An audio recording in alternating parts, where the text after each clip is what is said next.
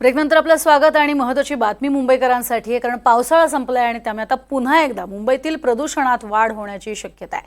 त्यामुळे मुंबई महापालिकेचा पर्यावरण विभाग कामाला लागलाय। नोव्हेंबर महिन्यापासून पुन्हा एकदा रस्ते धुण्याच्या कामाला सुरुवात होणार आहे। त्यासाठी 5 ते 9 हजार लिटर क्षमतेचे टँकर हे भाड्यानं घेण्यात येणार आहेत। गेले 2 वर्ष मुंबईत हिवाळ्यात प्रदूषणात वाढ प्रचंड होत असते आणि त्यामुळे गेल्या वर्षी प्रदूषण कमी करण्यासाठी रस्ते पाण्याने धुण्याचे आदेश हे मुख्यमंत्री एकनाथ शिंदे यांनी स्वतः दिले होते। ते सुद्धा सुरुवातीला स्वतः पाण्याने रस्ते धुत होते आणि त्यानुसार पालिकेने आता रस्ते धुण्याचा कार्यक्रम हाती घेतलाय। मात्र विभाग स्तरावरती टँकर मागवण्यात आलेले होते आणि रस्ता धुण्याच्या कामाला तेव्हा सुरुवात झाली होती। आता तशीच सुरुवात ही पुन्हा होणार आहे। तर प्रदूषण कमी करण्यासाठी हा एक उपाय राबवला गेलेला होता।